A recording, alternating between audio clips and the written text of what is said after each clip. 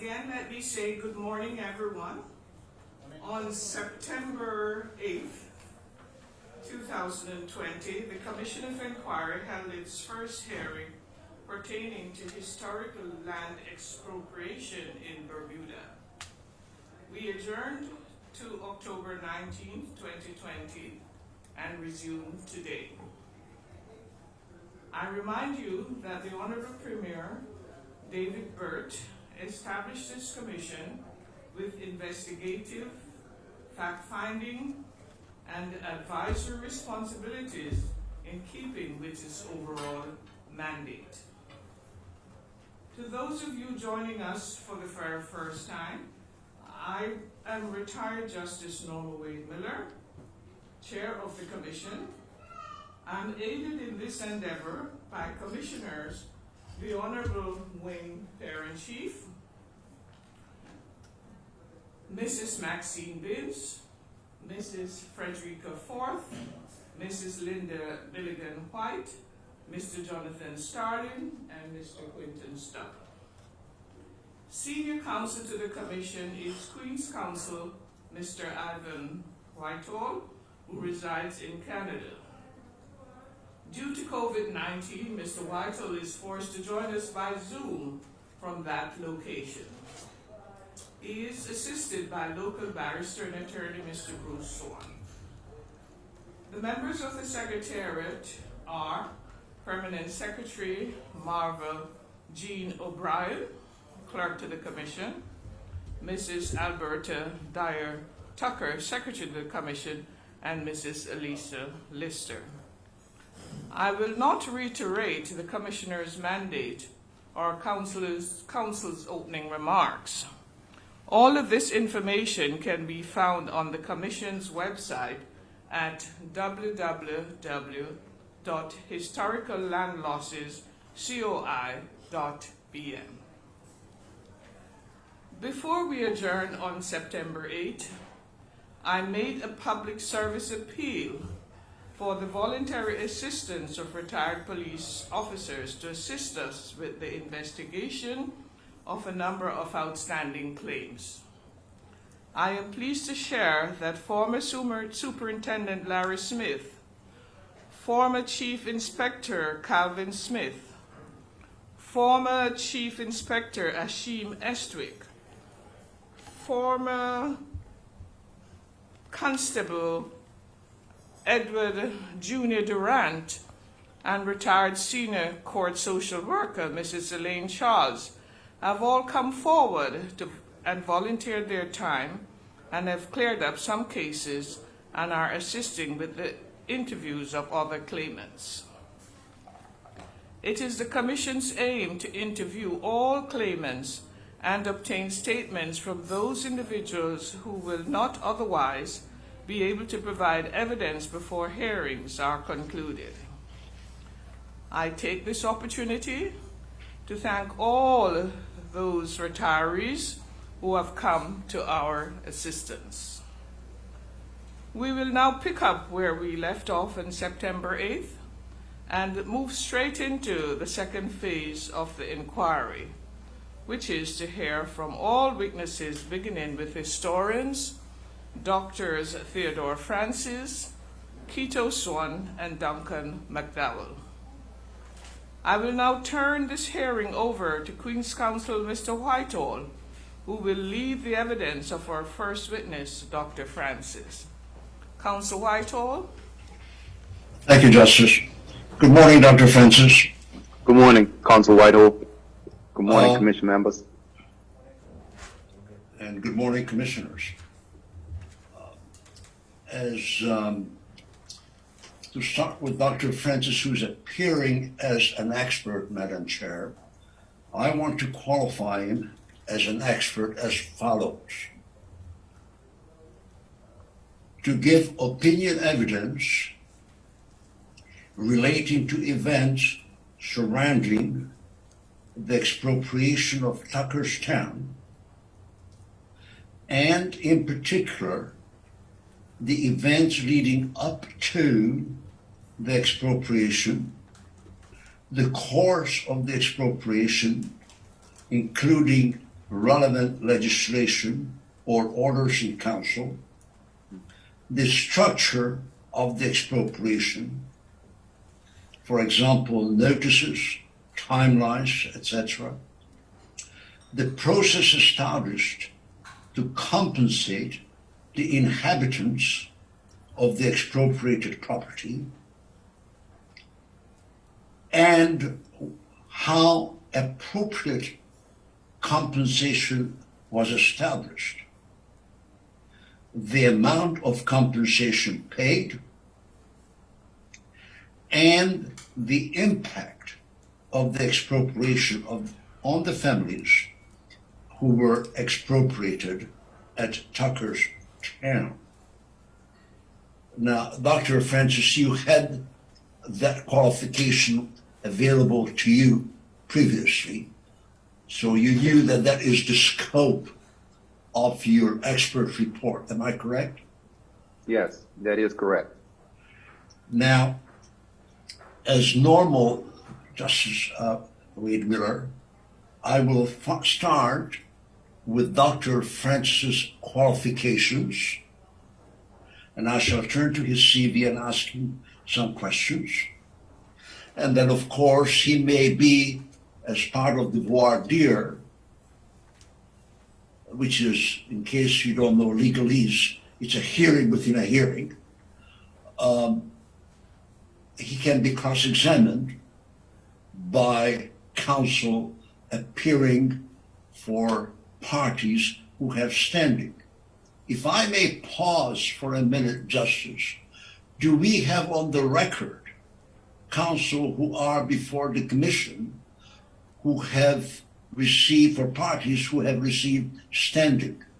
I cannot necessarily see who else is in the room, so I wonder who is on the record.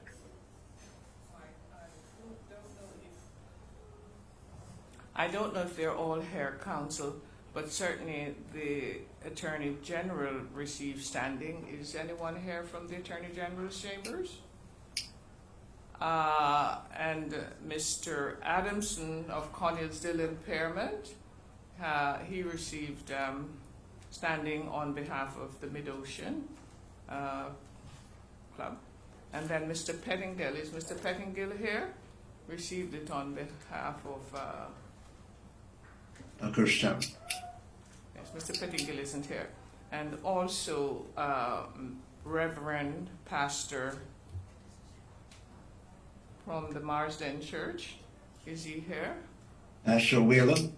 Mr. Pastor Whalen. Is Pastor Whalen here? He is here. Is he here? Yes, Pastor Whalen is here, counsel. So the only person who has received standing that is here is Pastor Whalen. But for the record, I've indicated the others who have done so. Well, thank you very much. That will obviously shorten the cross-examination, certainly from the voir dire. So let me start with your curriculum vitae, which you submitted. And to start with, you hold a Doctor of Philosophy in Caribbean Atlantic World History from the University of Chicago, received that in 2015. Yes, that's correct. Yes, sir. And previously you received a master's degree, again in the Caribbean Atlantic World History, also from the University of Chicago, and that also was granted on the same date, August 15. Yes, indeed. Yeah.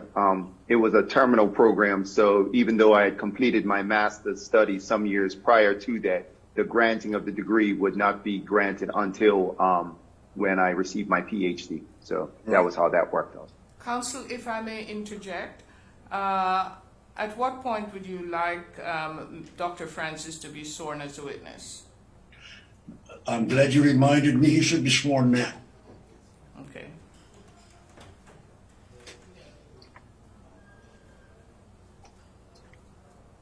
The lighting in my office is not as good as it should be, nor is my eye.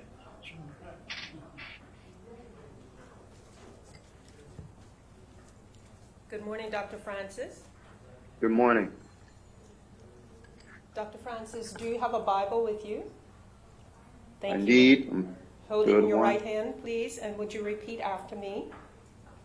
I, Theodore Francis, I, Theodore Francis, swear by Almighty God swear by Almighty God that the evidence I shall give that the evidence I shall give shall be the truth, shall be the truth, the whole truth, the whole truth, and nothing but the truth. and nothing but the truth. Thank you, Dr. Francis. Thank you, Counsel. Thank you, Justice. So just to go back, you hold a PhD from the University of Chicago in Caribbean Atlantic World History. Yes. Okay. And you also have a BA in History from Morehouse College in Atlanta, Georgia. Yes, sir. Now, you have a number of relevant publications, I believe. Mm-hmm. Rather than reading your CV, which I believe is available to the commissioners, and I would ask the clerk to produce the CV. Have you identified and mark it as Exhibit 1 on your examination?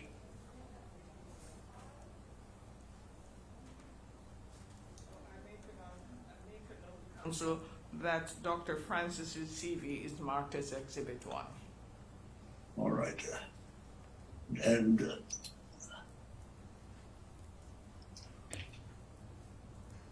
generally speaking, firstly, are you a Bermudian? Yes, I am. I was born in Bermuda, 1975. Okay, just a young guy. And have you made it as part of your academic interest, the history of Bermuda? Indeed, I have. My academic studies of Bermuda reach back to my undergraduate study of history. My senior year paper at Morehouse when I was studying history there was in fact about the 1959 theater boycott. And in fact, I interviewed, he's now passed away now, but Dr. Clifford Maxwell, I interviewed him in the production of a paper about desegregation and that theater boycott since he was involved with the progressive group. So although I've studied Bermuda and other places in my master's study as well as in my PhD study, my formal kind of studying of Bermuda actually reaches back to my undergraduate years. And a point of fact, in 2019, September, did you publish a paper or a lecture, Vacations for Liberation, Bermuda, Black Tourism, and the Global Politics of Traveling While Black? That was actually a presentation, a paper that I presented. That was not a publication, that was a paper I presented in the context of trying to just thread some lines of similarity between the issues of segregation and tourism and looking at Bermuda's instances of travel segregation, and in particular, the black-owned, unsegregated tourist industries that developed here on the island. So yes, but that was the scope of that paper. And then you published another paper called Black Bermudian Fingerprints, Smuggling, Slavery, and Race in the Makings of America in 2019. 2009. Yes, that's correct. That was in relation to the Maritime Museum, well, rather the Bermuda National Museum's publication, and that had connections with some research on the book that I completed with co-authors, Dr. Clarence Maxwell and Alexandra Maris-Kessler, our book, Prudent Rebels. So that was a paper that was related to some research we conducted for that. And you were speaking about tourism. As part of your work on your tourism, did you come across Professor McDowell's book on tourism in Bermuda? Yes, I did. His book, Another World, that was familiar to me. Also, he wrote a couple of articles about Pakistan and tourism in general in Bermuda, or tourism and racism, I think. He wrote a few articles on that for other publications. But yes, I remember reading his work in particular as I was completing my dissertation. Right. Fair to say that he's a well-respected scholar in the historian? Yes, first day. And now, as part of your preparation for this hearing, did you then study Tuckerstown in particular so as to prepare a presentation? Yes, I did. In conjunction with my initial proposal that I submitted to the Commission of Inquiry, I outlined a research brief in conjunction with another professor, Dr. Keto Swan, and we outlined a extensive research brief that included segments on Pakistan, which I was going to address, and a segment on the U.S. bases, which Dr. Swan would address. So in response to that, yes, we just took our respective areas of it, and I focused for my portion of this work on Pakistan and the surrounding area. Yes. And would I be correct in saying that the paper you produced is in fact your work? Yes, you would be correct in doing that. And the opinions expressed in that paper are your opinions? Yes, those are my findings, yes, based on the research I conducted. Okay. Now, I'm going to ask you, just before we produce the report, I'm going to ask if there's any, those are my questions, Madam Chair, on the qualifications of Dr. Francis. I wonder if any of the parties withstanding have any questions, and if not, then I will submit that Dr. Francis be qualified to give expert evidence as set out in the qualification I read out earlier. Does anyone withstanding wishes to ask a question of Dr. Theodore Francis? I know that we don't have anyone withstanding actually here other than Pastor Marsden, but I don't know if anyone has joined us on electronically. But do you have any questions for Dr. Francis? Or qualification. Or, sorry? At this point, we are in the voir dire, so it would be limited to his qualifications. Quite. And no, Dr. Pastor does not have any questions, Counsel. Thank you. So may I submit then that Dr. Francis be qualified as an expert to give evidence on the topics that I've set out earlier. I don't want to read it again.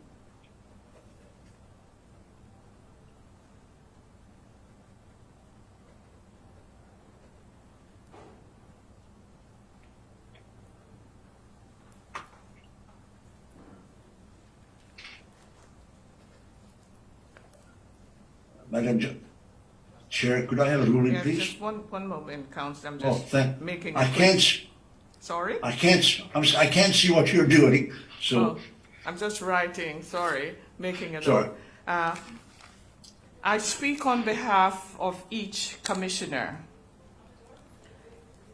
Having heard counsel, having regard to counsel's application that Dr. Francis be ordered as having the expertise to give expert evidence in relation to the points listed by him, which is a matter of record, I am satisfied that Dr. Francis is qualified to give the evidence, and it is appropriate for the needs of this Commission of Inquiry. I so order. thank you. All right. Now, let us now proceed to your expert report, and I'm not certain what is the best way. I know what I would do if I were there in person and you were there in person. I would hand you the expert report and have you identify it.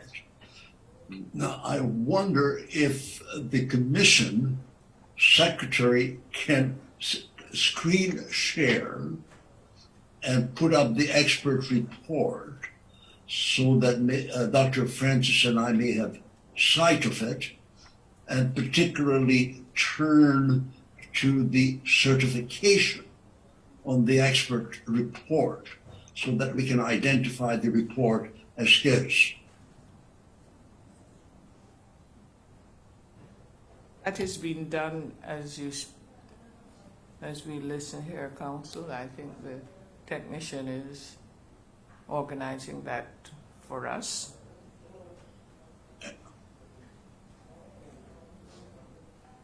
Wonderful. Are you able to see that, Dr. Yes, Francis I can and see. Council?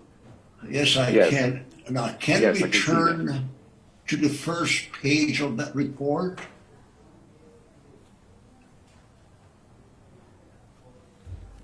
And just before we do, is that your signature, Dr. Francis?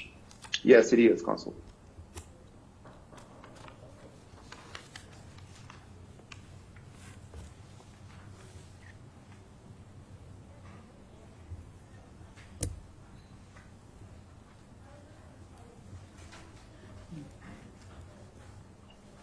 I don't think I can manipulate it from here, so.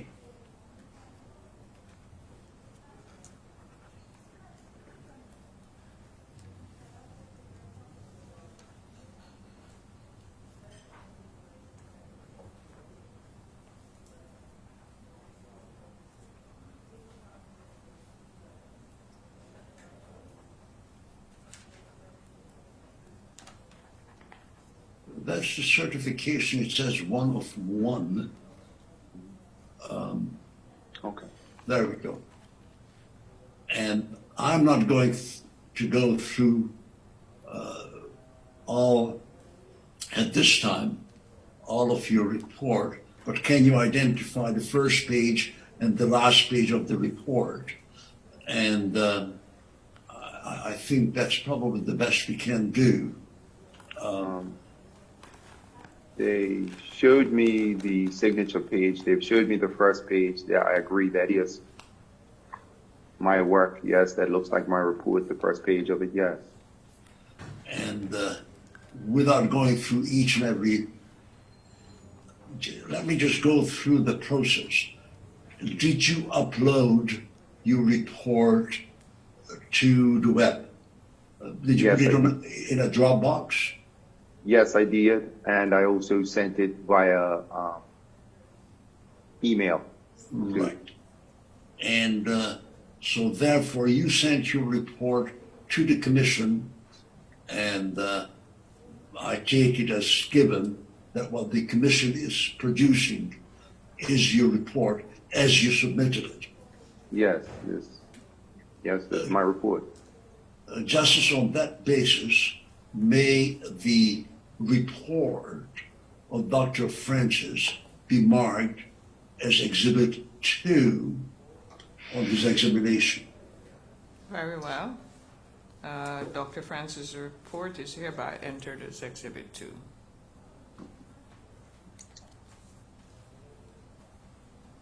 Thank you.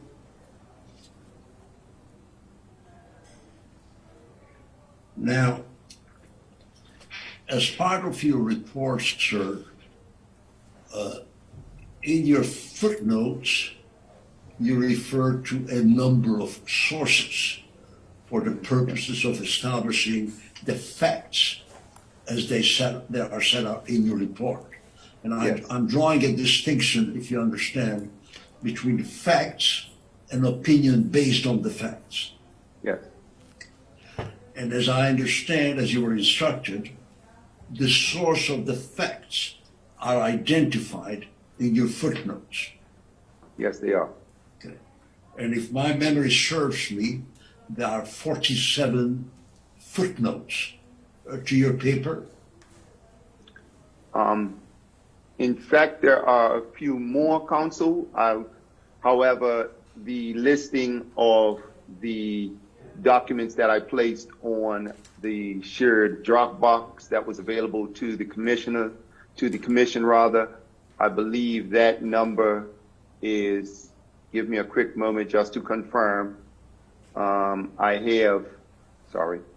you have your report? Yes, I have my report. My report actually lists 116 footnotes in terms of individual citations based on the paper. However, some of those do reflect the same source might have been cited a number of times, so I cannot have an exact count for that. I can provide you one if you need be, but some of the same documents are cited a number of times. Also, in the context of the report, there are a number of what we will call secondary sources or things that are kind of public domain, ordinary books you can purchase from a local bookstore or library. So those I did not necessarily include in the report. What I did include as far as my listing of documents that I uploaded for the council were documents from whether it was archival sources such as the Bermuda archive or overseas or online archives and university libraries. Those kinds of documents is what were uploaded, not every single book that I made reference to. Okay, well, I have your, let me go to the very bottom of your report, which may take me a little time. Not a problem. When I was preparing for your examination, I had 47 references. Okay. Am I wrong? I'm not sure what you're referring to, so I just need to look at it. Fair enough. Let's see if I can do what I was going to do. Yes, sir.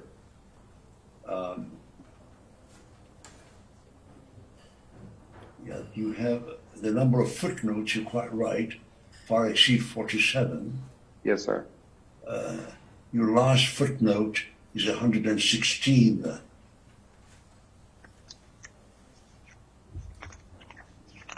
Yes, my last footnote is placed on page 89 of my document, and it was, yes, as you said, 116, footnote number 116. As I said, that might reflect the fact that I have cited one document a couple of times, so that, of course, increases the tally count of the actual footnotes.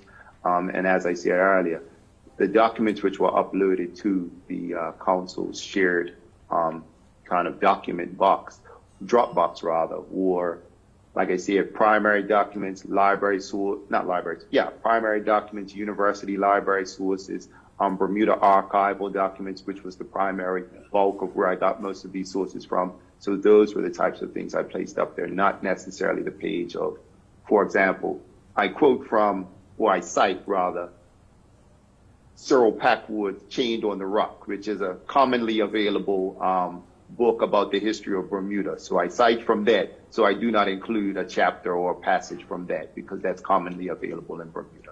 However, a document such as the Mid-Ocean Club's initial advertising booklet, which was published in 1924, I do upload a document such as that. Yes. All right. Well, let's draw a distinction then. I take when you refer to other academics' books, you may not cite that as a source of your factual findings.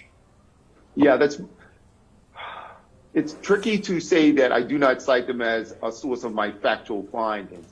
As a historian, I guess I have a tendency to cite a lot, even when I'm talking about the context of a situation. Yes, the back history of Bermuda. So I oftentimes will cite for that. However, in terms of the document evidence about Tucker's Ton, those documents that I'm drawing from, whether it's dispatch between, for example, the governor or between Bermuda Development Company executives and the governor, I include those letters.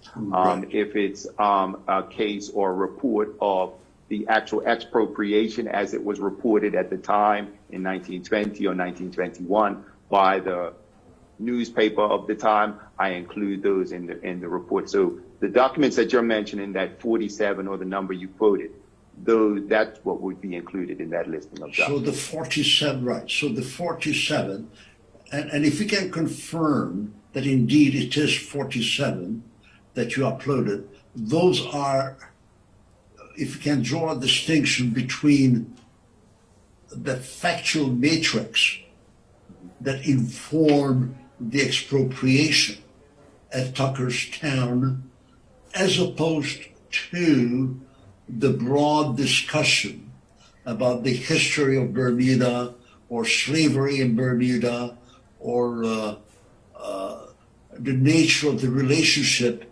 between, I'll call it white leadership or the merchant class or the Right. politicians of the day. Those are broad discussions. They Yes. don't necessarily pertain to Tuckerstown except indirectly.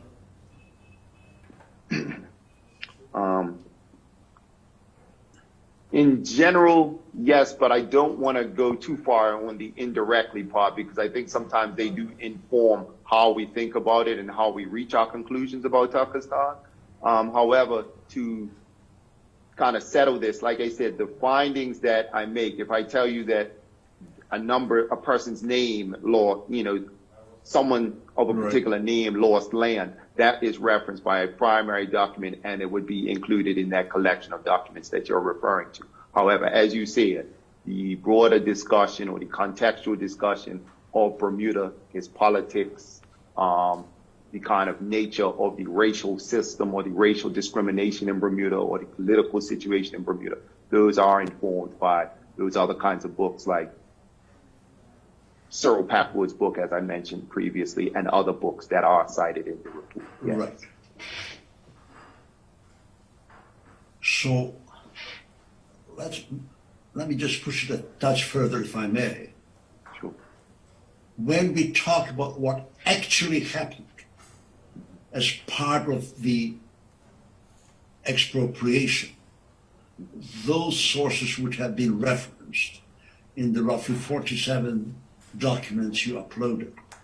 When we talk about the background, the political and socio-economic context in which those events took place, they may be informed by other books and studies that you footnoted but did not necessarily upload in your paper.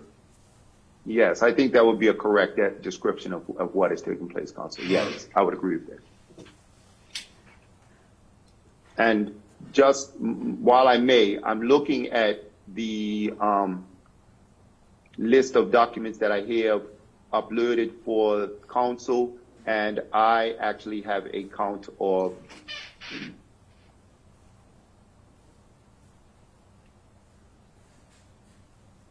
I'm looking at a count of 61, hang on.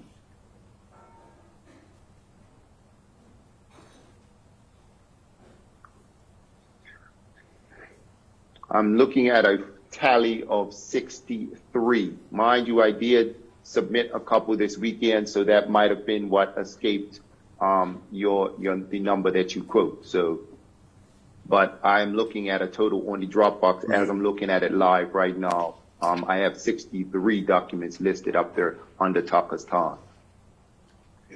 Unfortunately, And like I said, that might have just been something that slipped in after you made your line and you were taking your notes. it's difficult to prepare for an examination if I don't have all of your documents. And I can tell you that even the ones I've had, at times I had some difficulty opening them and certainly some difficulty reading them because, for example, reports from the Royal Gazette, you kind of go blind trying to read it.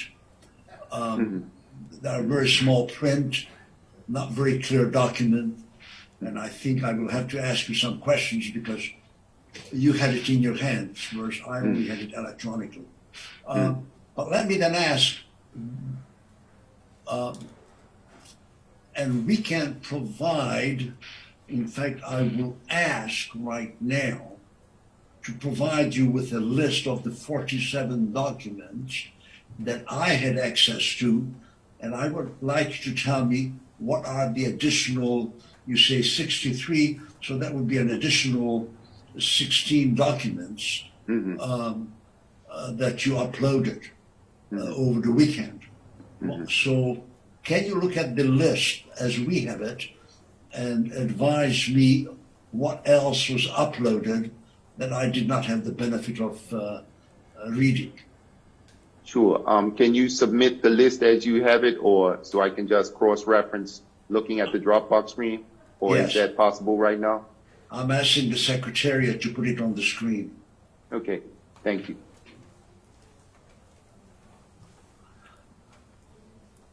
Would you be kind enough to repeat your request, Counsel, so that Yes, we understand? I have from Mrs. Lister a list of documents that were uploaded as of, I dare say, yesterday afternoon, or whenever the Secretariat had last chance. I mean, they don't necessarily work. Unfortunately, they had to work on the weekend, but theoretically, they should have been able to do this, certainly by Friday Eve. So, but because documents kept coming in, I know that they were working on the weekend as well. So Mrs. Lister was good enough to prepare for me a list of documents. And when I've looked, I counted 47. So I wondered if Mrs. Lister could put up on the screen. Yes, I know that she's speaking to local counsel, giving him some instructions. Perhaps local counsel could tell us what the position Yeah. is. Well, let me go to my screen share and see if I can find it, okay? Would you please, Counsel? I shall. I may lose you altogether. If I do, send out the police and they'll know where to find me. I believe Mr. Swan is going to speak now. Go ahead, Mr. Swan.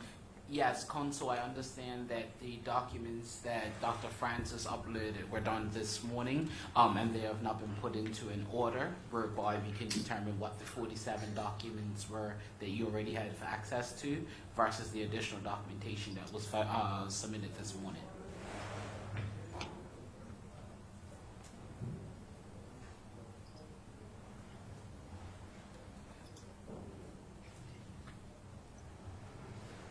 Well, I'm trying to find, frankly, what I had on the weekend.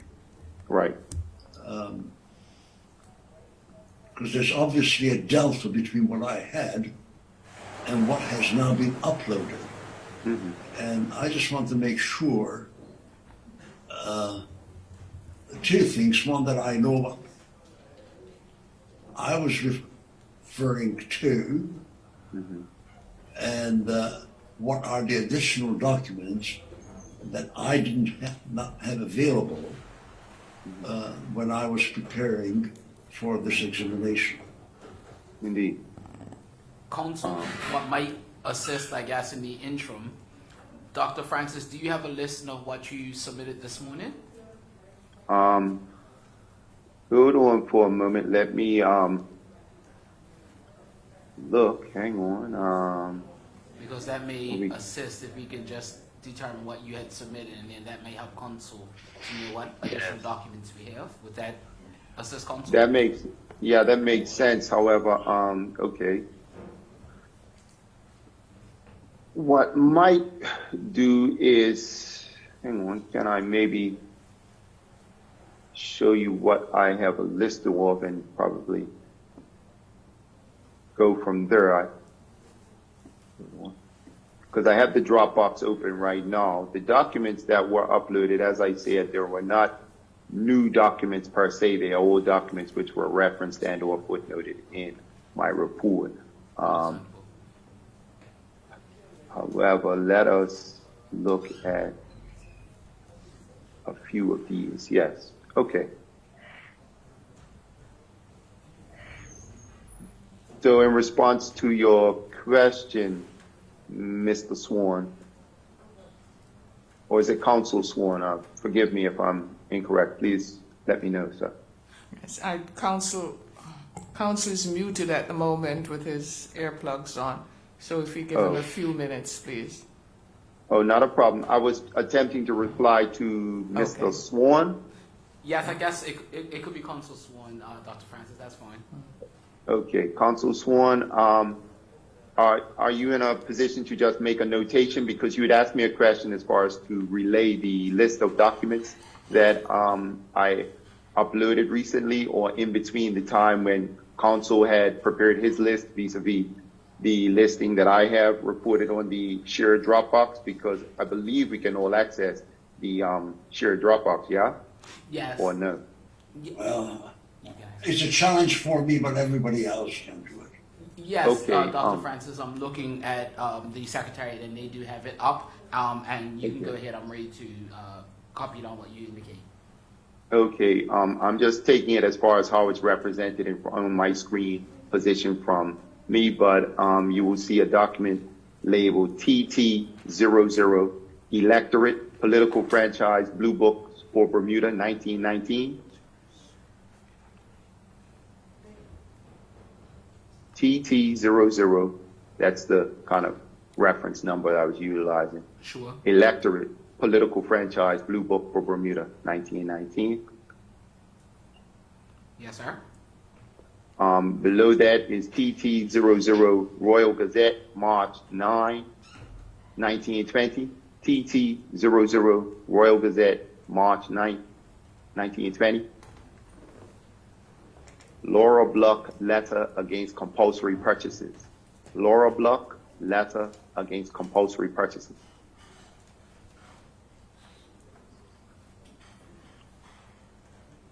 Yes. Is it Royal, R-O-Y-A-L? Yes, the Royal Gazette, March 9, 1920. You said the Sorry. block letter? Whose letter is that? Laura Bluck, Letter Against Compulsory Laura. Purchase. Laura, yes, sorry, Laura Bluck, L-A-U-R-A, Yes, I got it. Laura Bluck. And what's the date of that letter? March 9th, 1920. I referenced that in the kind of latter portion of the document when I talk about ideas of resistance and examples of resistance or opposition towards the Okay. project. That is referenced on page 83 of the report. All right. Or that's the basis of the comment that I make on page 83. I'm not sure if I cite it on page 83, but that is the basis of the comment that I make on page 83. Okay, sir. Just in terms of looking at documents which were uploaded most recently, once again, scrolling down again too. Now I'm scrolling down to, hang on. You want, quick question, Mr. Swan, just as far as a point of clarification, Council Swan.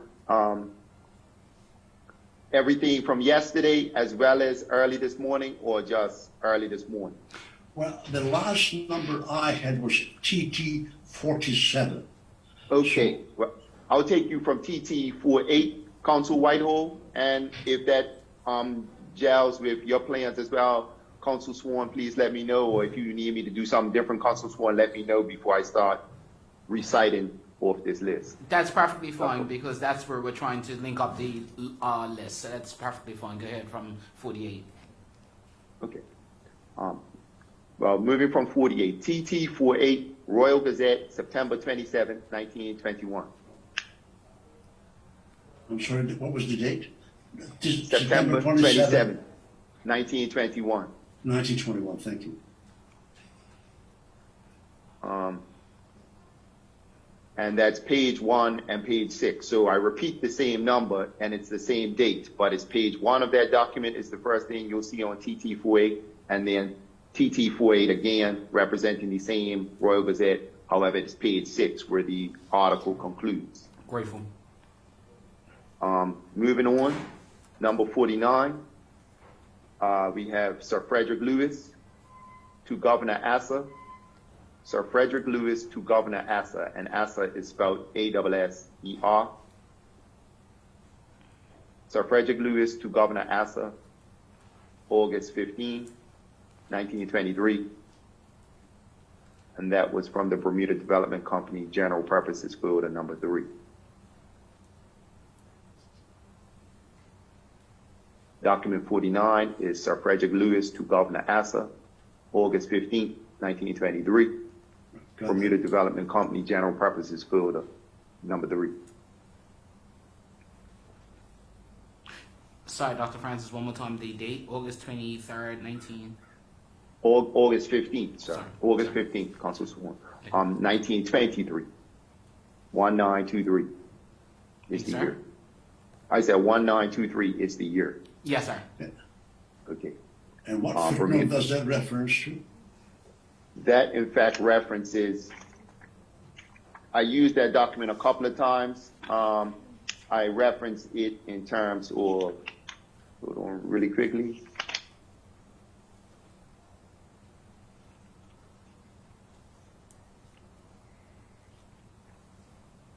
Hold on for a moment. That references page 26, footnote 36 in the actual report. TT 49, Sir Frederick Lewis to Governor Asa, is utilized or mentioned on page 26 of my report, and it is footnote number 36. Right.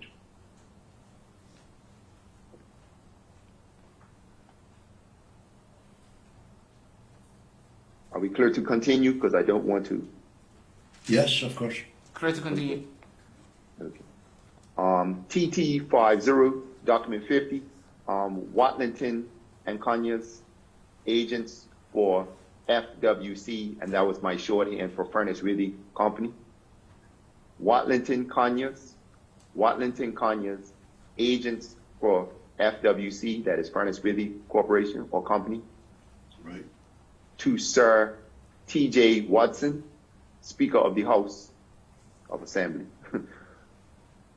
So it is document 50, Watlington Conyers, agents for FWC, to Sir T.J. Watson, Speaker of the House. The date is May 28th, 1920.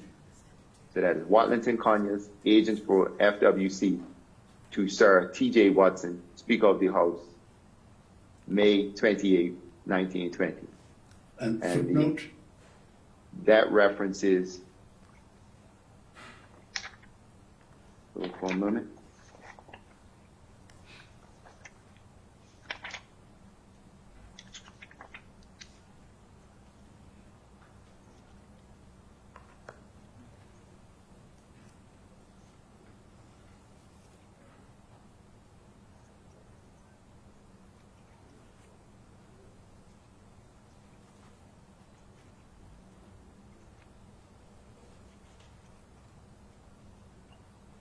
That references page 46 of the report, and that is footnote number 64.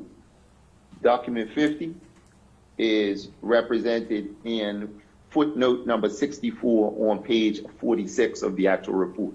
Thank you. Continue. Okay, thank you. I'm sorry, lost my place with my cursor. Give me a quick moment. Okay. We should be on 51 now. Yes, we are. Okay, 51. 51. There we go. Debates of the House of the Assembly, July 1920. Specifically, so number 51 is debates of the House of Assembly, July 1950. And I'm footnote? sorry, July 1920. Mercy, why did I think 1950? July 1920. It's all right. Excuse me. Okay. And that is the reading of Tuckerstown residents' petition, July 28th, 1920.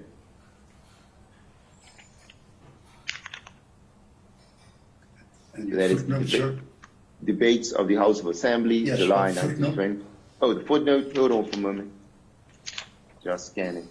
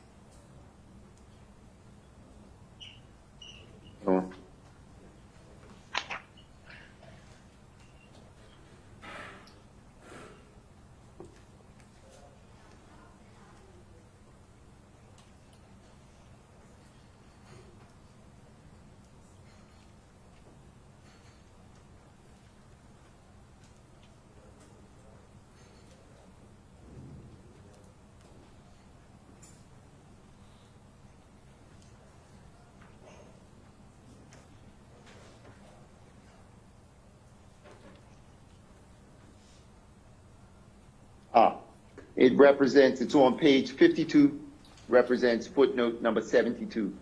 Thank It you. is on page 52 of the report, represented by footnote 72.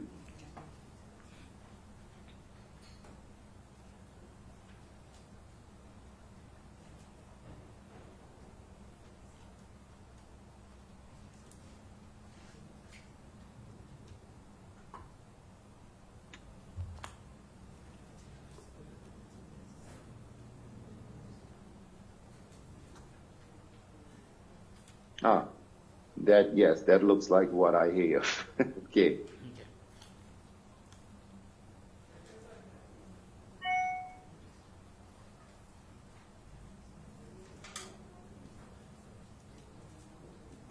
Let me just escape from her really quick and see if that lines up with what I have. That's what I'm doing right now. 5-4 table, 5-5 Bermuda recorder, 5-6 born, yes. 5-6A letter to the middle, yes. 5-7 debates, yes.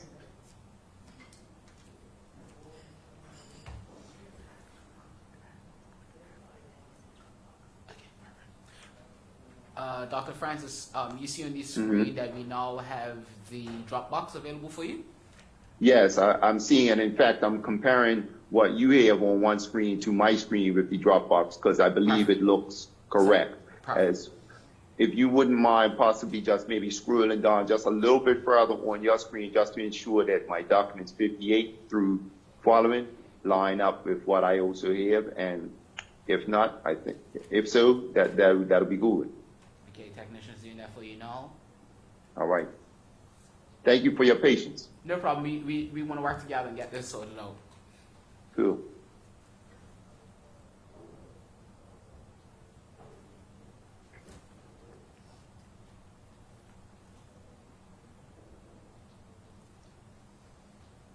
And Mr. Swan, Yes, Consul?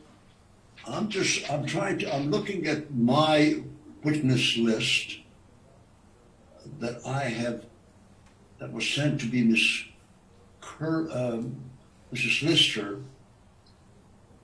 And when I said 47, I may have been overly optimistic. But I see the date these were received. Can you go back and see what was uploaded? Either, well, anywhere from Saturday on, Yes, Consul. please. Because I see the modified date would indicate when the document was uploaded.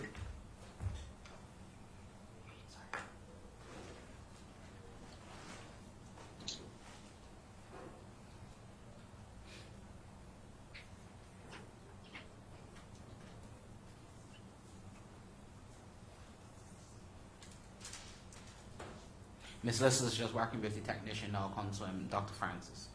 Very Okay. good. Thank you. Thank you. Yeah.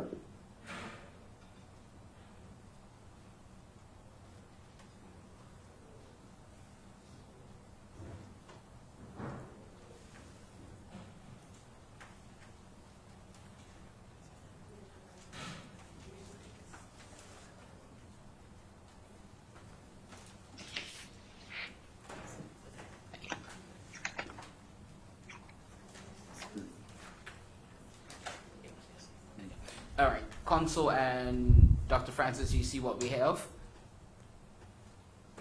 Yeah, I see TT1 that came up yesterday. Did you upload, Dr. Francis, anything on Saturday? I'm sure I did. I can look, give me a moment to just look back at my screen to just go by the date listing. Yes? Yes, thank you. No problem. And perhaps Mrs. Lister could also look, because that goes to yesterday. Mm-hmm. And we have number 1, number 31, 46, 36, 37, 35, 32. So obviously I did not have 47. And when I looked at my list, in fact, it was much fewer than the 47. It was more like 23 or 23, yes.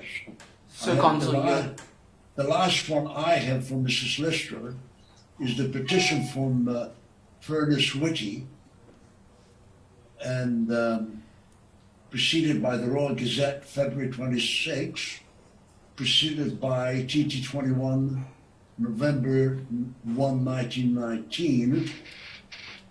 So there's a huge gap between what the Commission now has and what I had available to me when I was preparing my work. yes, Council, just to Ms. Lister, we confirmed it. Yes, everything, you had everything as of the 15th of October date, and then some more documents came in between the 17th and yesterday, the 18th, and this one, 19th. What kind of volume are we talking about? I mean, it looks like I'm missing 2/3 of the documents. That's about correct, Council. We'll just confirm right now the exact number for you.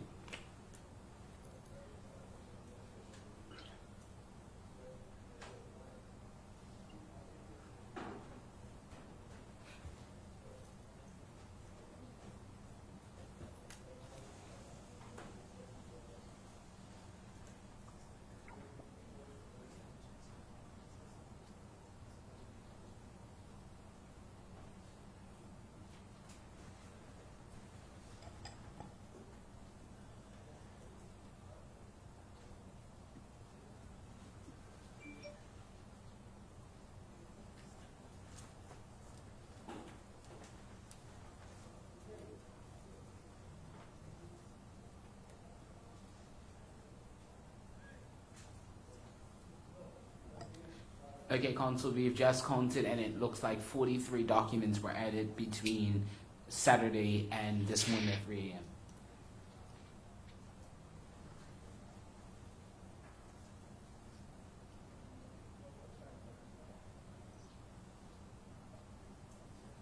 Council? Yes, I just heard you. Okay. All right, well, thank you. Justice, may I address the inquiry? Go ahead, please, Counsel. I'm prepared, obviously, in preparing an expert's examination, and I speak not just for myself, I also speak for parties with standing. You must have the documents the expert relies on as the underpinnings for his report. And that can only happen in this world, since we are living electronically, if those documents are uploaded in a timely fashion that allows firstly the Secretariat to organize it for the commissioners and for Commission Counsel, and for Commission Counsel to consider them for the purposes of his examination. Counsel, Right now, to compare it to a baker, it's like working with a loaf of bread that's missing the flour. And likewise, the commissioners who have a bundle of documents are effectively missing 2/3 of the documents referred to in the report, because those documents were not uploaded until this weekend. And obviously the Secretariat couldn't prepare it for you if they didn't have it until effectively this morning. so Counsel, can we recess then and have this dealt with? Well, it's going to take, what I was going to suggest, and I'm conscious of time. I already, as you know, wrote to Dr. Swan this morning, suggesting that his examination will have to be adjourned because, like Dr. Francis, I don't believe he has yet uploaded all the documents. I can go ahead and do as much as I can examining Dr. Francis this morning, reserving the right to have him recalled after I have had a chance. That's one way to go it. The other one is simply adjourn for about a week so that the documents can be prepared both for the commission and for me. Because what's going to happen when I ask Dr. Francis a question this morning, he will say, oh, well, you should have looked at exhibit number 42. That's where the information comes from. And I will feign surprise because I haven't seen exhibit 47. And then we are going to have a discussion that's purely uneven. So Counselor, I'm trying to work out the better course. You have made the suggestion that perhaps we could go ahead with the examination of Dr. Francis and then ask for him to have him recalled with any gaps. Dr. Francis? just before Are you just there? before Dr. Yes, I'm still here. But Yeah. just before Yeah, Dr. wait, hello. Francis responds, If we need to recall you, if we proceed and we need to recall you, you will be available at short notice? I can make myself available. Yes, I can. Right. It depends on what short notice, of course, means, but yes, I can make myself available. Short notice means very short, within a day. yeah. Well, Justice, what will happen, Okay, thank you for the clarification. Okay. I can proceed with my examination, and if it transpires that Dr. Francis is referring to other documents, and if I had the benefit of that other document, I would have or the commission would have a more complete picture. Excuse me. Then what I suggest we do, we take note of that. I will have to have the transcript, the verbatim transcript available to me, and the Our document. transcribers are here, yes? And So they- I will have to have the transcript, the document, and I will then consider whether further examination is necessary in order to create a complete picture for the commission. Indeed. Obviously, I cannot examine on the document that I do not have. Well, Counsel, may I suggest that you proceed with your cross-examination, and in the event we meet a brick wall, then at that stage we can adjourn, recess. Yes? Very well. I mean, it's not cross-examination. I'm really just examining in chief, but I'm trying to create a context Indeed. for some of the statements that are Indeed. being made in the paper, and as it now appears that I'm missing 2/3 of the Exhibits. underpinnings, and that's a lot. I certainly appreciate your position, and So let's try to do the best we can, okay. and it will unfold as it will.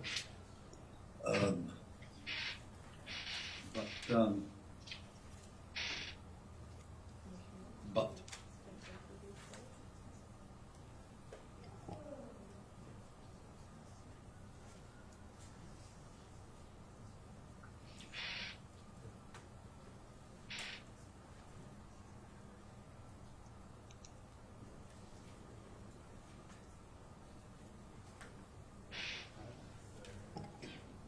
Yes, Council, I've canvassed commissioners, and we're happy for you to proceed. We're all happy for you to proceed and see where it takes us. Thank you.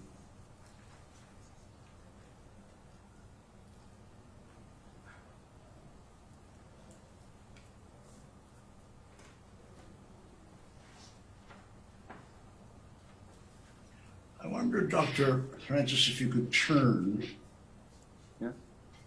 to page 12 Okay. of your report.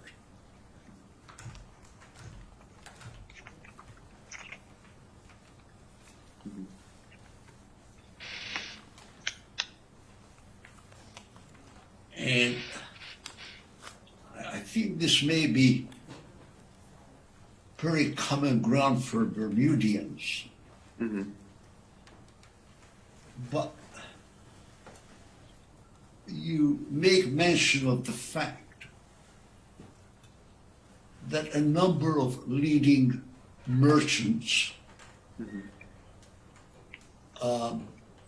bankers, and other men of commerce, and I take by that back then it was mostly men as opposed to women, Yeah.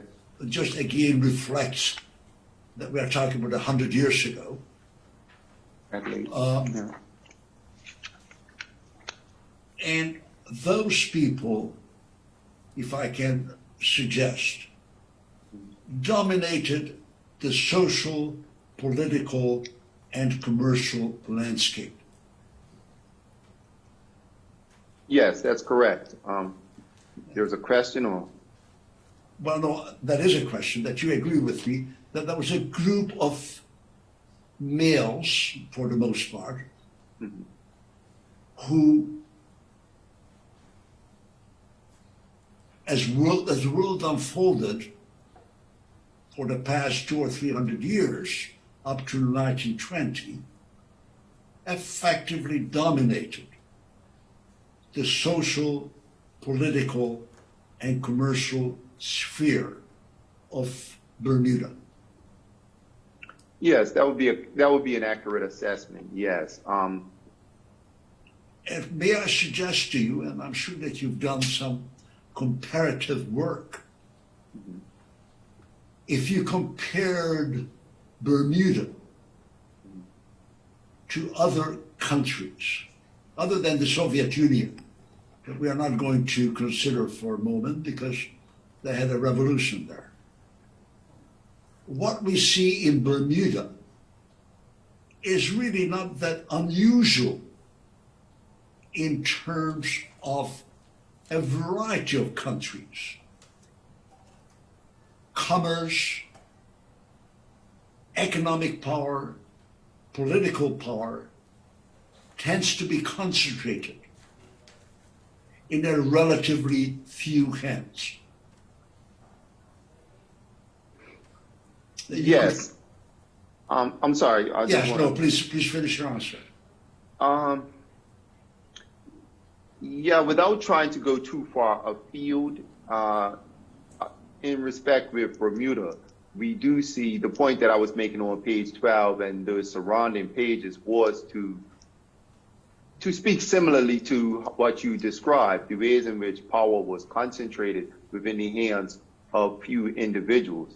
And I think the point that I was making in those pages the page you identified and the Right. surrounding pages was that in terms of Bermuda, what we want to speak of is particular or distinct about Bermuda is the level of continuity, right? Because we can talk about the generic flows or generic concentrations of wealth and political power and social influence being concentrated in the hands of largely, as you said, men of upper class standings in this time period. And by this time period, I'm speaking about the late 19th and early 20th centuries. However, what we find is unique or distinct about Bermuda is the degree to which that concentration represents a continuity from the previous era of enslavement or pre-emancipation to the post-emancipation period. And we speak about that largely through the ways in which emancipation was handled in Bermuda by the ruling class of that time, the ways in which technologies such as the landed franchise were intensified, and other factors which seek to maintain that more so than just simply allow it to be a vestige of a kind of bygone era. Well, if I suggested to you that essentially these families constituted the aristocracy of Bermuda, I suggest to you I wouldn't be too far off. No, I agree. You would not be too far off. You do have the families I mentioned, such as the Aswood family, Butterfield family, Coopers, Coxes, Fritz, Goslins, and other families, Trimmingham, and other families such as that were listed, and those were identified by other writers on Bermuda politics, like Frank Manning, who wrote a book on Bermuda politics, even Walton Braun, who's now passed on, Walter Braun Jr., he wrote a book about Bermuda politics, and he identified some of the same groups of white families who have held influence in Bermuda's politics as well as its economic life before the ending of slavery and right on through the 19th century and into the early 20th century in Bermuda's both political realm and its commercial realm. And it's really not terribly surprising because the way society is organized generally, that those people who are in economic and or political power are reluctant to give up their power. Yeah. And I'd suggest to you that the 20th century really was a century that demonstrated the advance of democracy, which Council, tended to, may I yes, interject? I see that Dr. Francis nods and that sort of thing, but Dr. Francis, we can't see the nod. When I say we, I can see it, but you know, the stenographers and so on. So Right. if you give a verbal response, please. right. Thank you, Judge. Okay, Would thank you. you- Thank you. When you agree, would you just simply say yes? And when you Okay. disagree, just say no? Okay. Okay, sure, So, sure. But it sounded like you was making a broader point. That's why I was just kind of nodding along until I Right. kind of heard a question being posed. That's all. my question is that those people who are in economic power don't willingly give up their economic power. Usually, yeah, it's usually the case. We'll find that that's more typical. Yeah. And those people who are in political power generally don't willingly give up their power.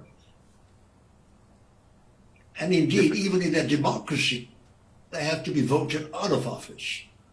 Yes, typically. Yeah, typically. And you would agree with me that really what the 20th century saw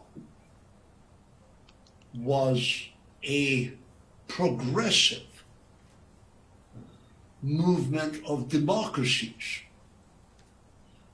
where the way you acquired power changed from became more transparent, if you will, through the ballot box. That's a bit of a contestable claim. I'ma just relate back to Bermuda. We can see that there is two forces at work. I would just complicate that slightly by saying there are two forces at work. There's a force in the post-emancipation century, marking from about 1834. In the context of Bermuda, we like to, historians think about it as a long post-emancipation century that really reaches into the 60s. And what you see is two forces at work. You see a force that is more so thinking about maintaining and reproducing a kind of limited notion of democratic franchise, or at least kind of suffrage, as well as those who are challenging that in various ways. So while in a broad sweep of history, we can say, yes, you're making an accurate point to talk about the expansion of that, of democracy and or of kind of these notions of secular notions of freedom. We've got to recognize in the context of Bermuda, as we look at the terrain in Bermuda, its active attempts to really limit that, right? And even in the context of Bermuda in the 1960s, when people are saying, well, let's get rid of the landed franchise, it's not really until I believe 68 that you really have an election without the plus vote, right? That, landowners get an additional vote, et cetera, based on landed franchise. So I think the thing we've got to really keep in mind is the ways in which you have two forces at work, right? And if we make too broad a characterization, we might think that this is the winds of change are blowing all in one direction, when we actually have to realize that there's kind of two opposing forces, and at different moments of history, different periods, one may have more influence vis-a-vis than the other. And we'd have to kind of zoom in historically to know which has more influence at what point in time. But ultimately, we are dealing with a progressive movement. Yeah, you have forces for progression, but you also have forces for the retention of that. That's why. Yes, because typically those who are in power resisting giving up the power. And I suggest to you that that's not unique to Bermuda. One can rather generalize both the Bermuda, Britain, Hungary, Poland, you name it. That's the condition of mankind, if you will. You say yes? In a general sense, yes, but I'm still reserving that thing about the tension of it, because I don't want to get too far into a oversweeping of saying it's going one way vis-a-vis the other. Yeah. I think, sorry, I cut you off. No, I was saying, I think sometimes as a historian, it's challenging, because while to make those broad sweeps, I can kind of see the frame from which you're making that broad sweep. But when we pull that in to very specific localities and times, like you said, we can find parallel examples in other places. We're seeing those forces maybe not at work or less at work in different spaces at different points in time. So I just want us to at least recognize the undulating nature of that, the ways in which it's not just solely in one direction. But I will simply then say that what we are dealing with in 1920 is a form of Bermudan aristocracy. By and large, yes. You have a number of individuals who feel they have entitlement to this power, and some actually have had family members in the houses of assembly or in high political office for numbers of years. So, yeah. And they acquired their wealth in a variety of ways, and I don't think we need to go in as to just how they acquired their wealth, but they acquired wealth. And again, it's not unusual, particularly in the 1920s, that those with wealth also had a relationship to people with political power. Yes, that makes sense, yes. Yeah. And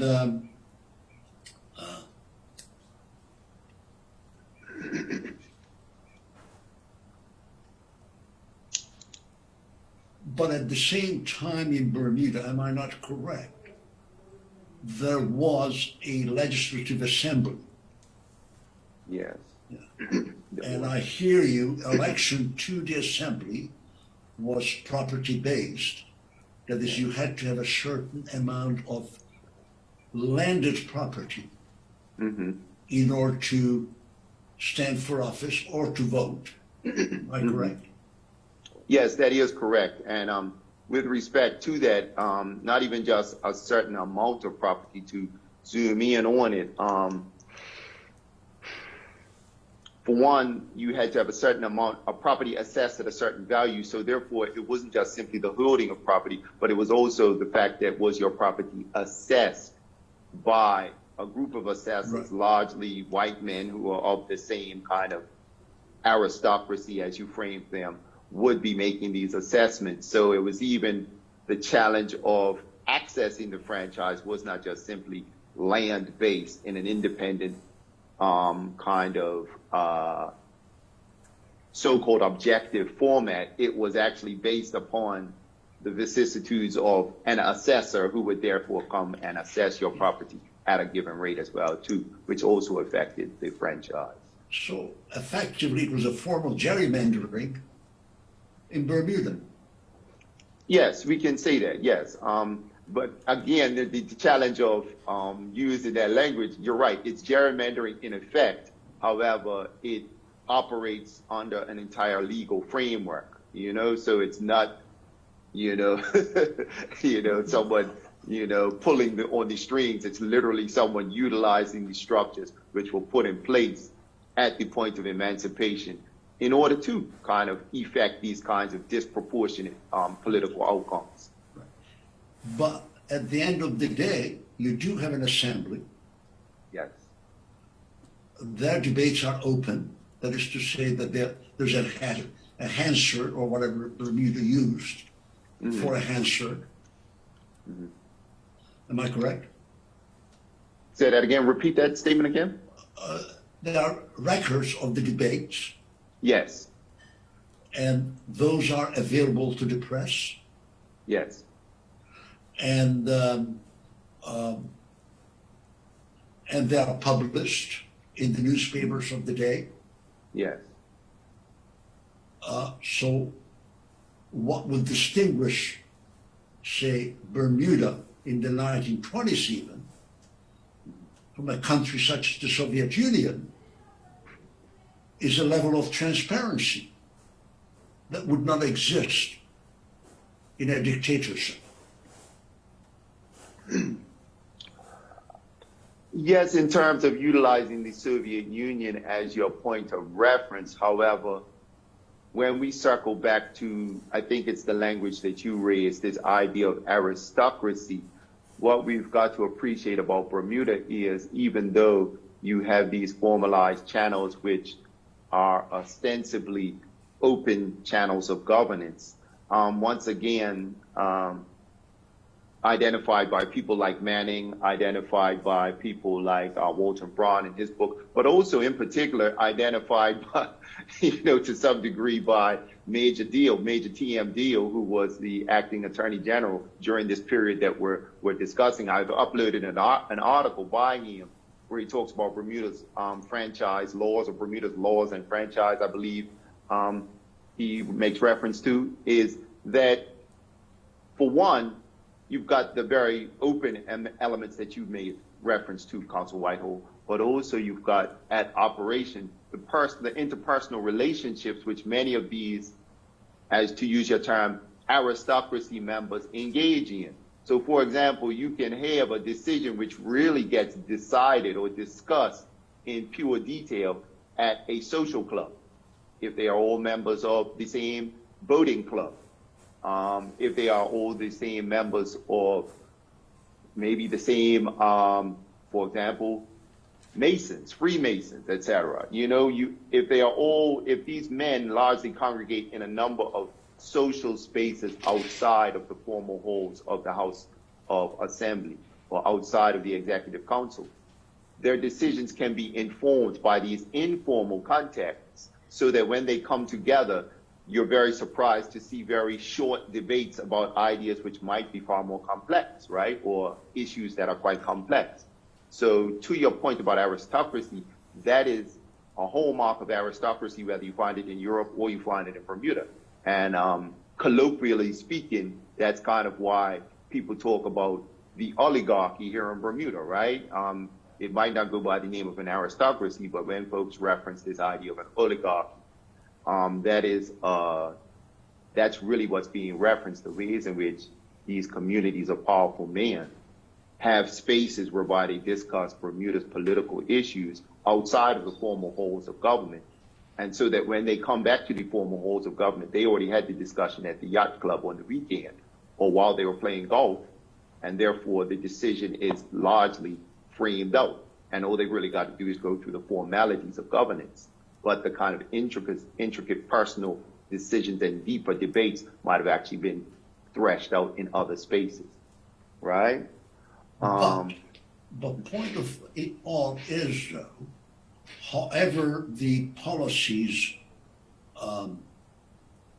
floated up to the assembly, okay, whether it was through the public service or civil service, or among members of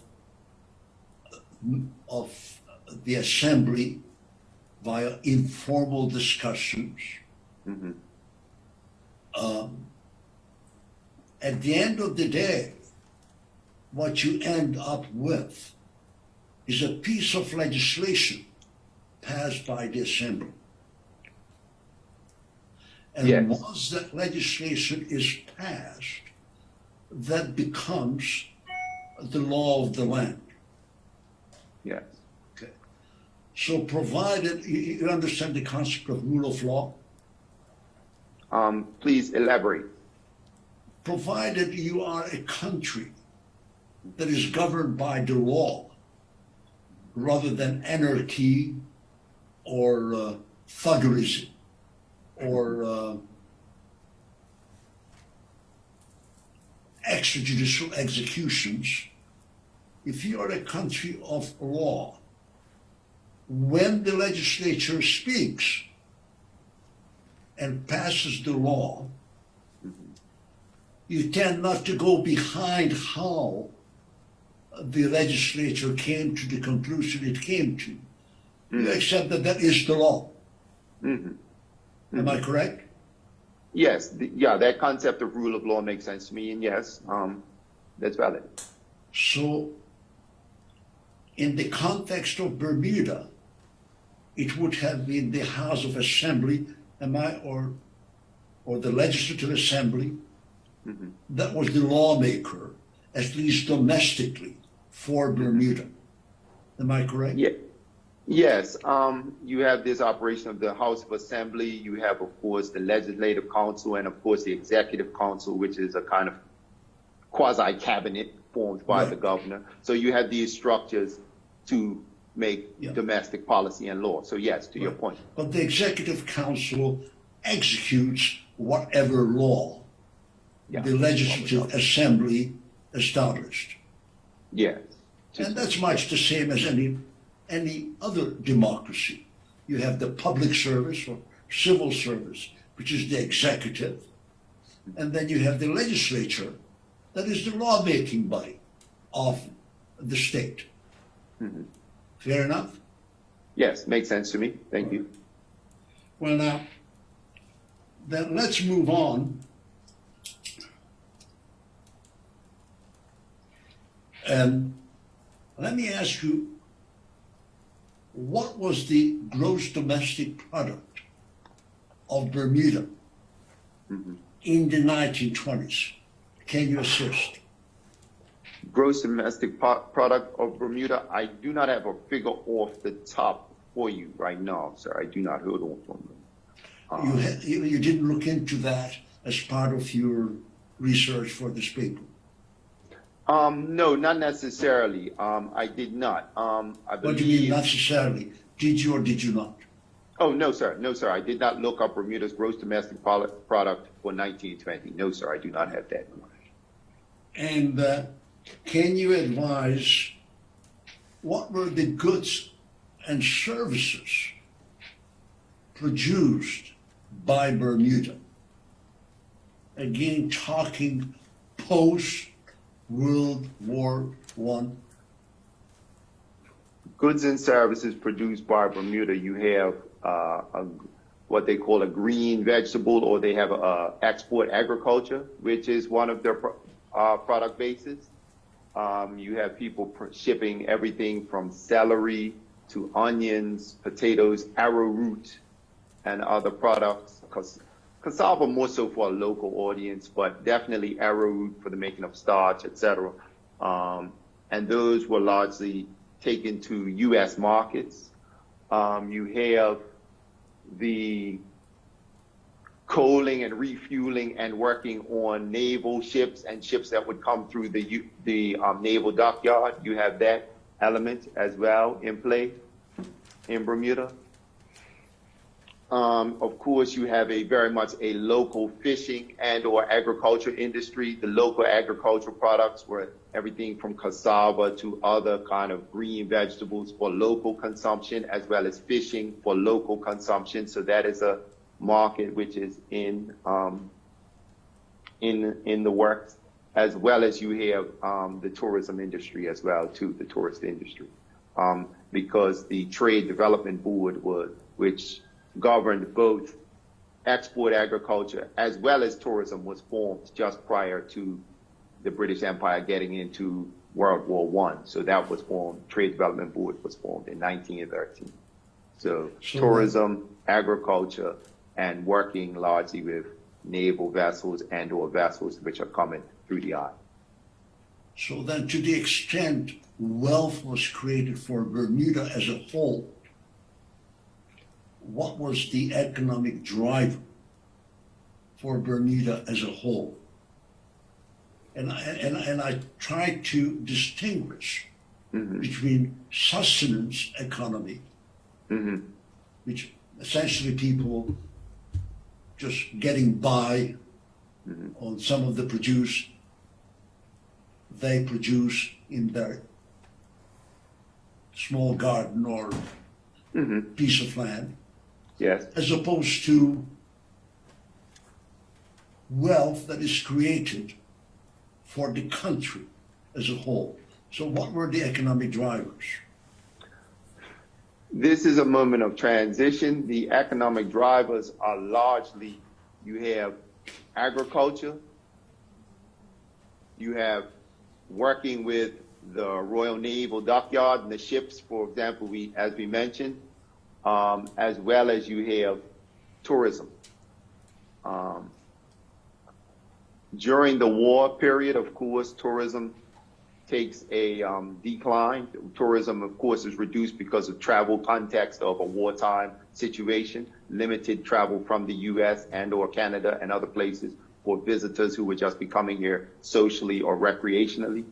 However, you also see a push during World War I period for more domestic production. For one, obviously, that's based around concerns during the war itself. So you have the formation of an agricultural union and you have more self-production in agriculture here in Bermuda.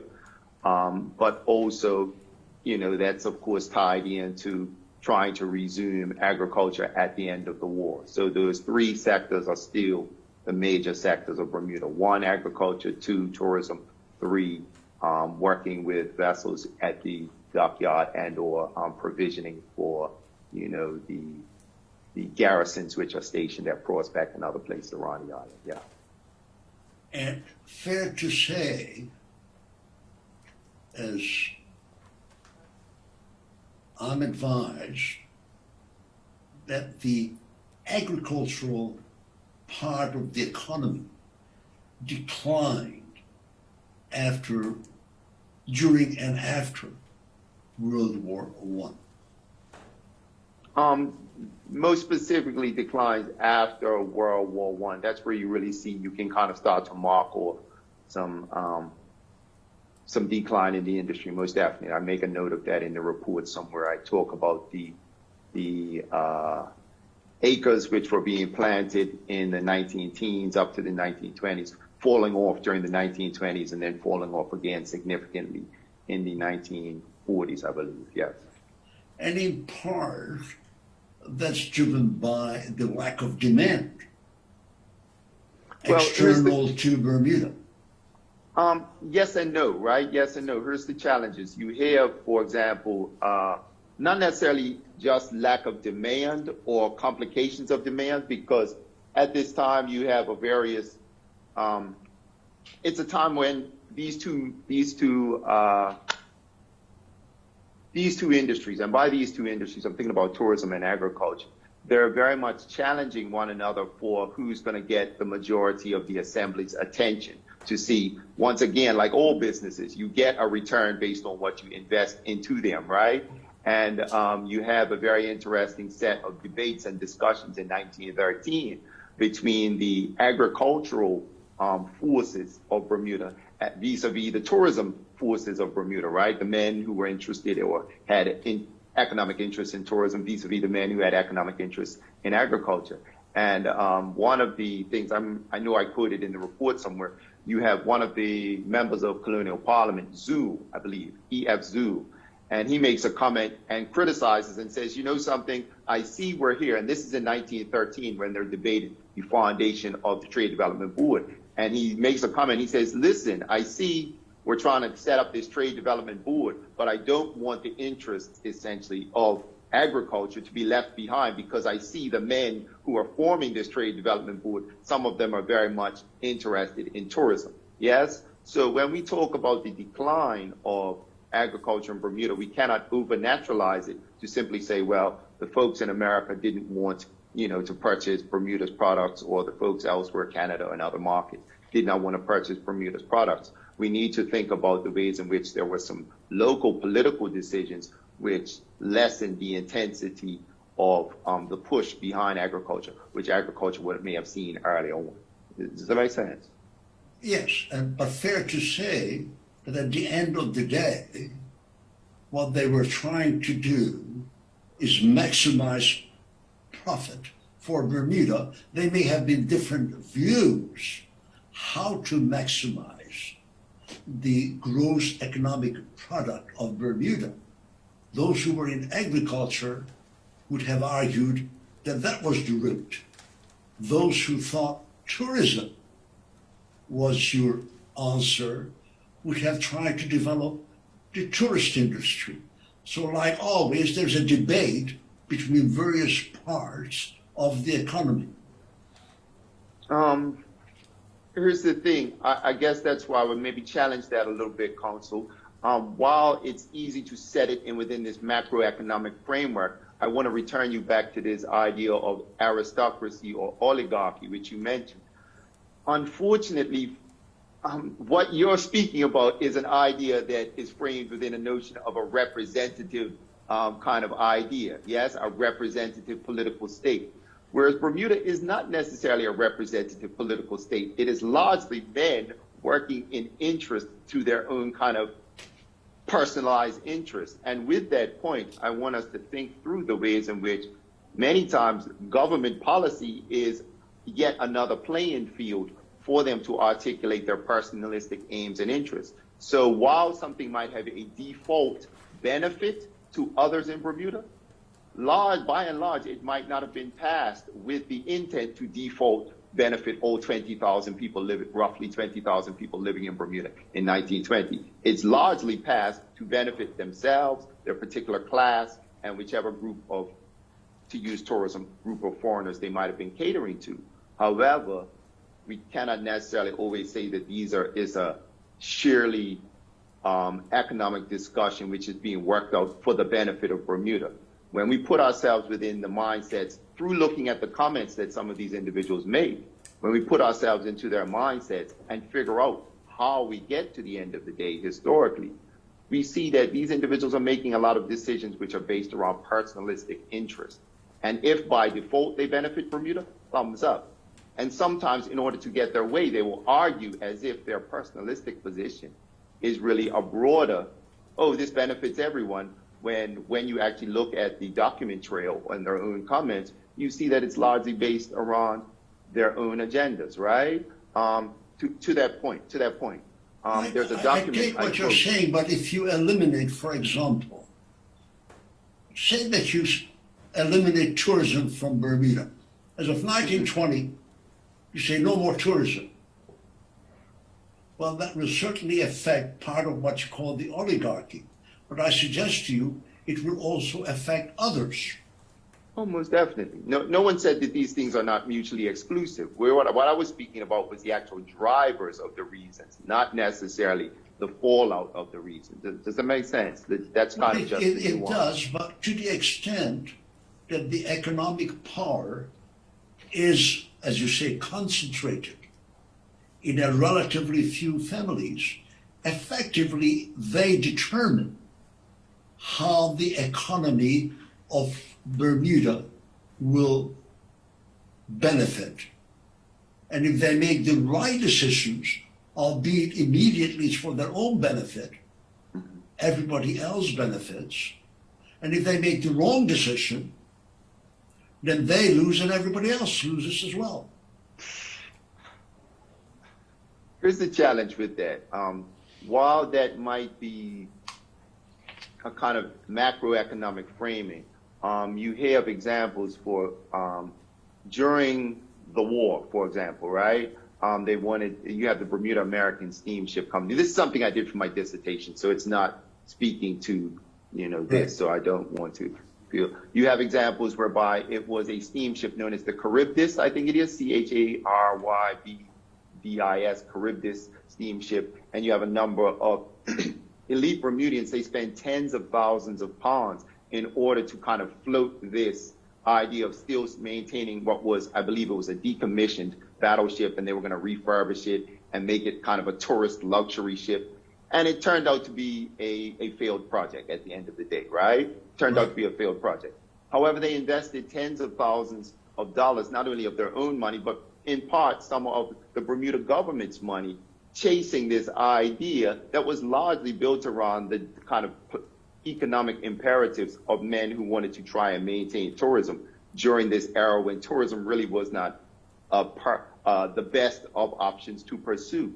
So to your point, while I appreciate your point, and I'm not necessarily trying to say it's absolutely false, all I want to do is introduce nuance to that, to say that some of these decisions that are being made by Bermuda's aristocracy, or the word I would use is oligarchy, as being used by other historians of Bermuda, a lot of these decisions are being made not on fiscal responsibility and what's going to be best for the whole of Bermuda. They're making decisions to see what's going to be best for them and their immediate class.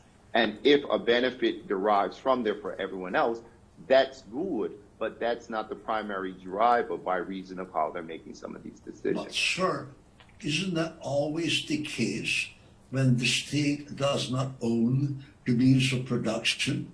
When you rely on a merchant and industrial class to create wealth, by definition, that merchant and industrial class is going to make investments, sometimes winning, sometimes losing, and to the extent possible, they will try to use the resources of the state as a subsidy.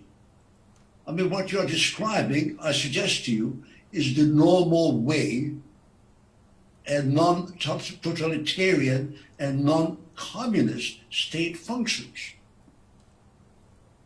To your point, I think that broad stroke is correct, but once again, we're just dealing with what are the specific motivations, and I don't want to lose your point and feel like I'm arguing with the basic principle. I believe you are correct in the basic principle. All I'm trying to do is introduce some nuance to say that in the context of Bermuda, in 1920, for example, you've got roughly 20,000 people in the island. However, the electorate only represents maybe what? About 1,400, less than 1,500 people. Looking at the political franchise, Bermuda has an electorate of 1,400 and some more. So it's like who they feel responsible to is, for one, in terms of their political positions, is a very tightly circumscribed group.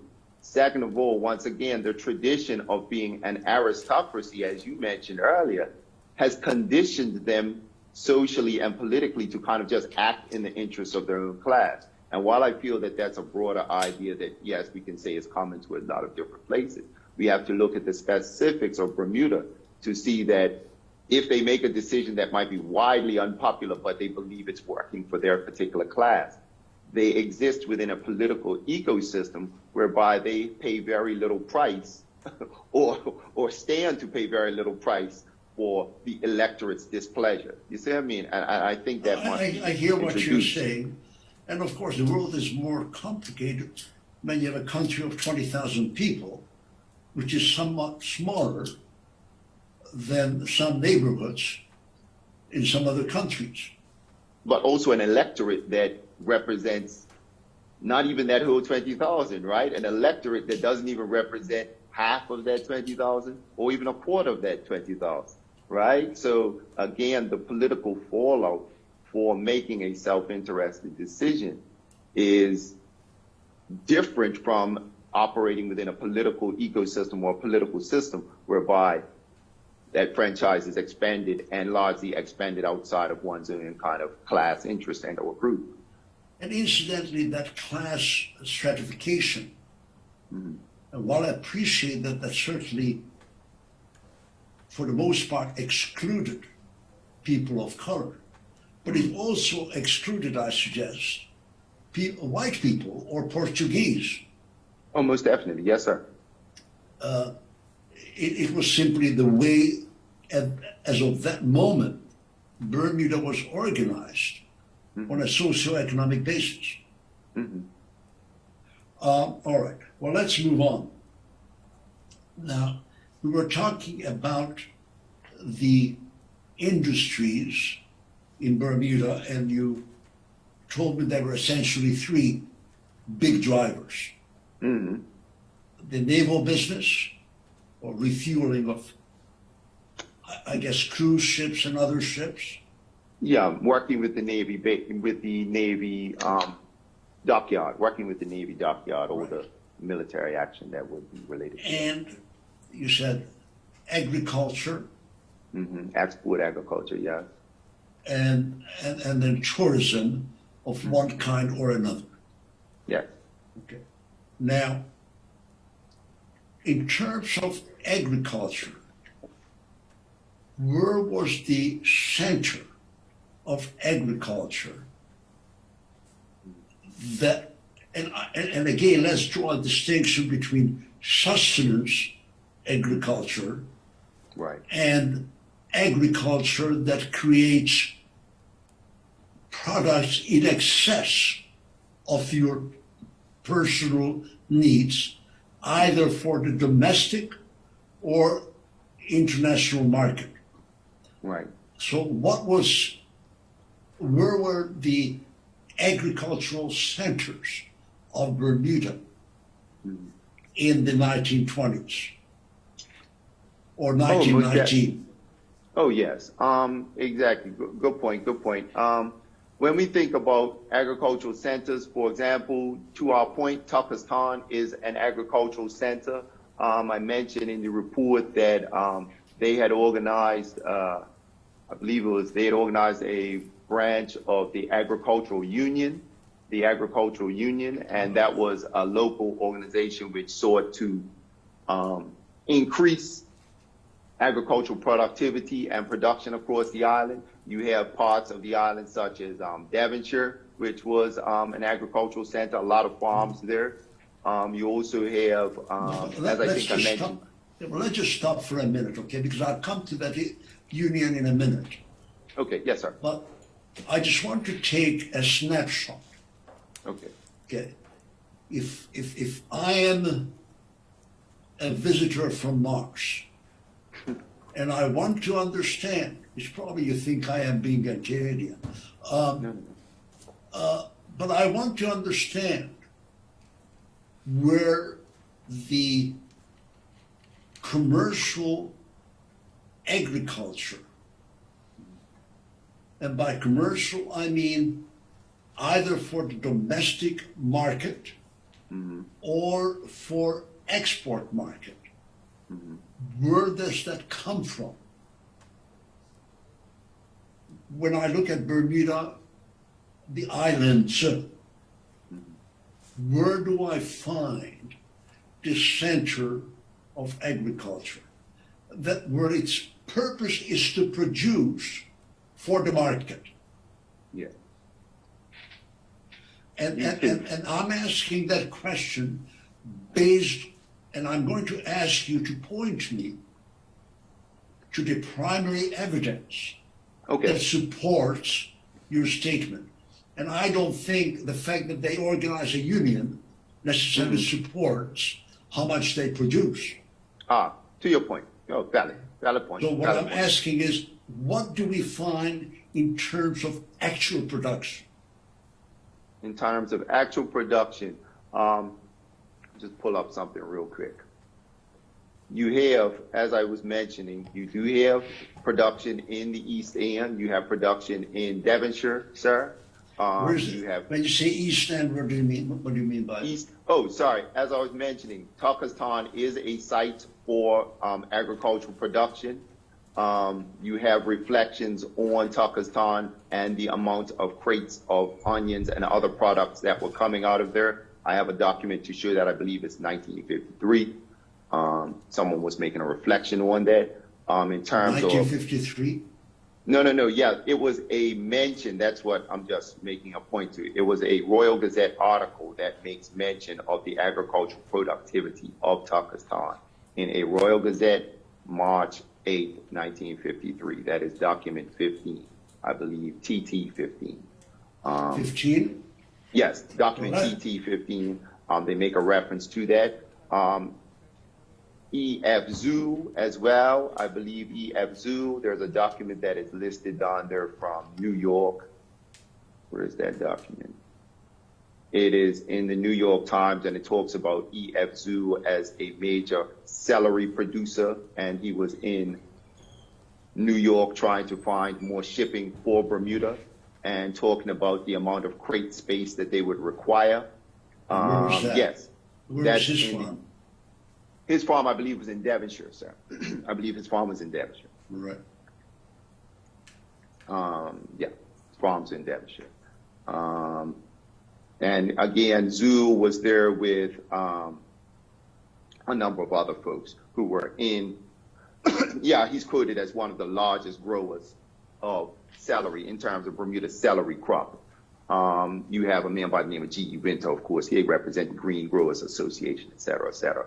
But that's not the types of statistics that you're referencing. But those are just two documents that I referenced. And the New York Times article that I'm making reference of, document TT46, it does discuss the ways in which a steamer with chill room for about 175 persons with chill room accommodations equal to about 10,000 standard onion crates or green vegetables and able to make the voyage between New York and St. George's in about 53 hours, et cetera, et cetera. And this was one of the things that the business community in Bermuda, and this was this delegation of which E.F. Zoo was one of the members, was discussing that one of the things that they felt they needed in order to maintain the island's agricultural productivity. So at least that level of storage or more. Right. So let me just unpeel that, if I may, not to use a pun. Yeah. Firstly, you say you rely on an article in a newspaper of Yes, sir. 1953. Well, that was just one of the references that I made. But what I want you to do is point me to some primary documents that demonstrate the level of agricultural production. And by primary documents, I'm not talking about some newspaperman Right. making mention of what he or she believed was true, because there, sir, we are dealing with triple and possibly quadruple hearsay. Okay. I'm asking you, can you point me to some income tax return, not vitals, but archival document, production record, Yes. Okay. basically hard source documents that I could analyze and say, okay, here is the total agricultural production, commercial production of Bermuda, and this is the portion that is created in Devonshire, here's the portion that is created in Somerset, and here is the portion that is created in Turkestan. So how can I zero in? What are your documents that demonstrate the hard facts as of, let's say, 1920? Okay. Yes. Good point. Good question, Counsel. Good question. And Council, at a convenient point, we'll take the luncheon break for an hour and a half. I'll leave it to you to say when, but it seems to me that this may be a nice point. Thank you. Well, we are getting there, so let's just see if I can get an answer on this. No, to reply to your comment, yes. I should also mention, Council, that Mr. Swan would like to have a word with you. So during the break, if you'll make contact, please. Right. So, Dr. Francis, where are the, as I say, the hardcore documents Yes, which in terms. may have informed the newspaper man Yes, I for got you. his conclusion? Yes. How do I get to that? Yes, I'm seeing if I can pull that up right now, Counsel. Well, where's To it your in your point. report? Oh. In reference to my report, I do, let me see if I make reference to that.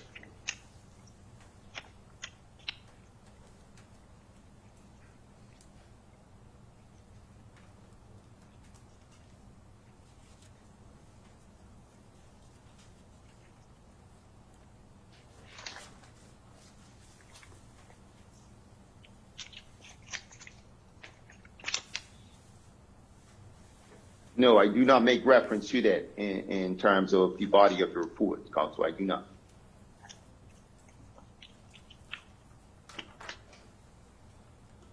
I make reference by reason of other sources, but I do not use the kind of source that you were making reference to. So no.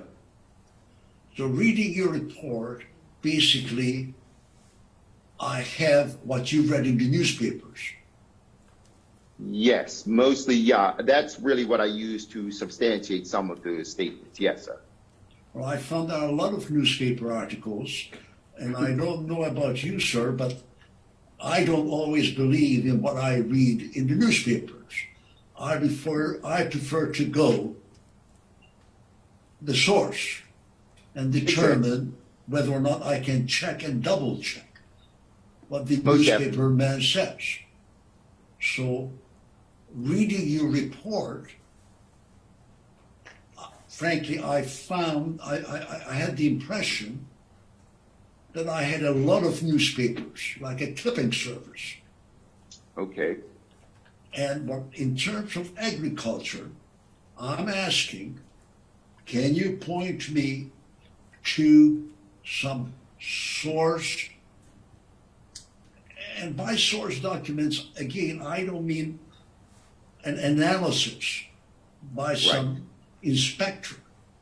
Right. I mean primary documents that one would examine and conclude how much of the commercial agriculture originated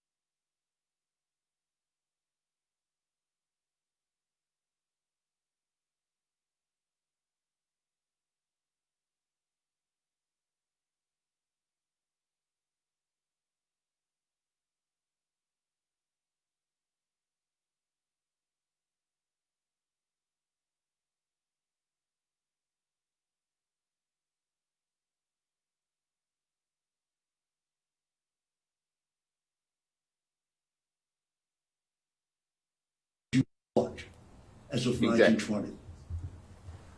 To your point. Thank you. Justice, that would be a convenient time, I think. Thank you, Counsel.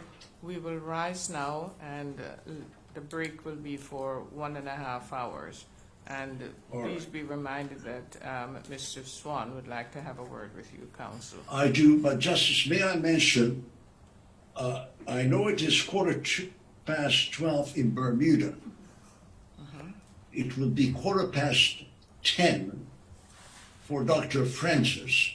Ah, Perhaps a touch too early for lunch. Work with you. And maybe a brunch, but certainly not lunch.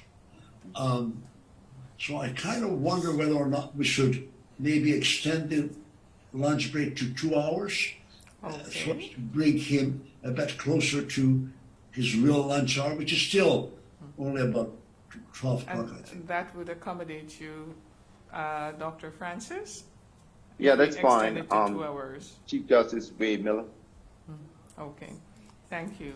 So 2 hours then, we'll take a break for 2 hours, and then we'll resume promptly after 2 hours. Thank you so much. Yes? Question, how do I relaunch my Zoom? Do I just leave the screen up? Do I, I think the technicians will, I think we'll probably get a new invitation, but I don't know. Dr. Francis, they're Yes. indicating as technicians that you'll just use the same link. just leave things Okay. the way they are. Okay? okay, Thank you so much. thank you. No problem. So we don't leave the meeting?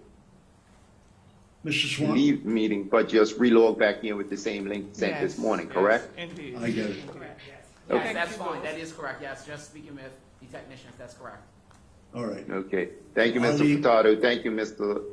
Council Swan. Thank you, Council Whitehall. Thank you, Chief Justice Wade Miller. I can log off? Yes, and I'll see you in 2 hours. Yes, Thank you so thank you. much.